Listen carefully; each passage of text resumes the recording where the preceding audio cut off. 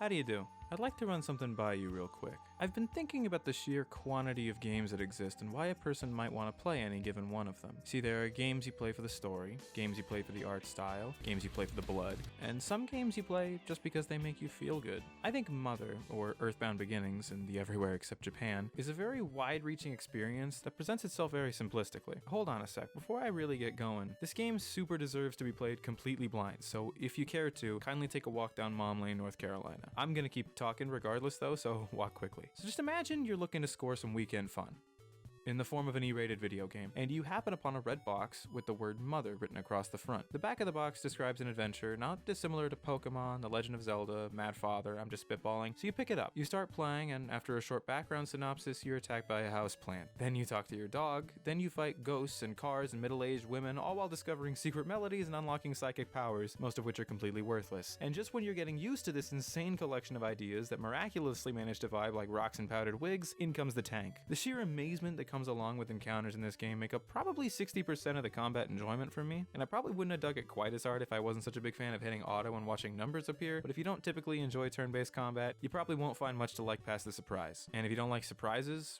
well, let me give you a quick warning. M. Night Shyamalan makes bad movies. The rest of us just don't like them, so you'd probably just die. Me, on the other hand, I'm what you might call an obsessive over-leveler, but for once, it's not really my fault. You see, 2 out of the 3 additional party members you can meet in this game start at level 1, and one of them starts at level 16, which is probably like 10 levels below where you'd be by that point. So if you want any of them to stand a chance, you have to grind for a bit. But as long as you use the tried and tested spin technique and pick up the defense ups for sale in Magicant, it shouldn't take too long. I, however, did not do that second thing for various reasons. I'm cheap, I forgot, and for most of the game, when you port up to Magicant and want to get back down, you have to walk around the castle, into the dungeon, through the dungeon, filled with monsters by the by, down the mountain, and past the factory to town. Unless you've already done everything in Thanksgiving, that's the town name by the way, they're named after holidays, in which case you have to walk all the way back up to Santa Claus Station.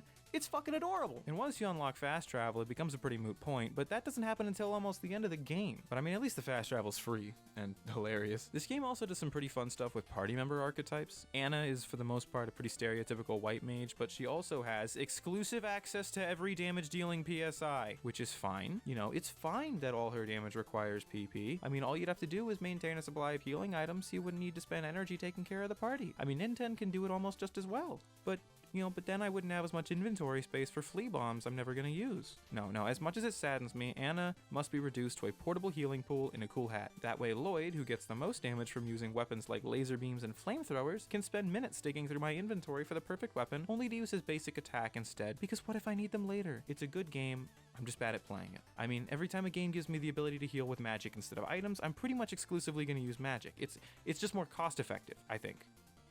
I don't know, it's not like I've done the math, whatever. Ninten's really physically powerful, has the most condition and stat PSIs, and Teddy stab stuff. As a newbie to the NES RPG scene, I can't really say how the story delivery stacks up compared to other examples from the era, but in a vacuum, it starts from a kinda wibbly line into a steady cruise until the last 45 minutes, where the line spikes up very excitedly, plummets back down very endearingly, and then becomes way more difficult to draw. This game is extremely back-heavy because most of the story at the beginning shows up in that text intro a la genre RPG, which doesn't serve as much more than inspiration for the journey and to help tie details up at the aforesaid heavy back. Where the story really fails is in the fact that for 85% of the game, it kinda doesn't exist. You get some introductory dialogue when you meet a party member and relevant info on, let me see, thumb, pointer finger, 2 cities and 1 graveyard. With that in mind though, please let me tell you that when it does kick into gear, all the random, colorful language-inspiring nonsense you'd experienced by that point comes together in a truly fantastic way. One which I definitely didn't not understand until halfway through the credits. But when it didn't finally click for me, I realized Mother is a tale of perseverance in the face of total darkness, with stage background seemingly from an entirely different show. When the path ahead is slapdash incoherent and your only options are to give up or follow every scrap of a lead you can find and take allies wherever they show up. It's a call to action, screaming for idiotic, belligerent persistence because weird stuff is happening and it might be aliens.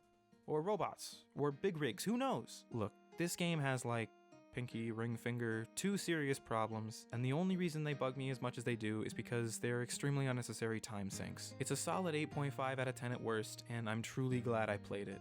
But going in, I didn't know any of the stuff I talked about here. All I'd really known about the franchise was that it starred kids with magic powers, and while I always planned on playing it, I wasn't really excited to until I heard the game's main theme. Pollyanna. It's a tune so steadfast in the hope it represents, and one that reminded me of all my favorite storytelling themes and character traits. It promised an experience so full of joy that I might never forget what it felt like again. I mentioned before a few of the reasons one might play in a given game. I played this one because of the music, and if I wasn't so horridly aware of how short life can be, it's the same reason I'd play it again 1,000 times more. So I implore you, even if nothing about this game seems interesting to you short of the color red, please give it a try. And I should warn you that the color red doesn't really appear that much in game, it's just a choice for the box.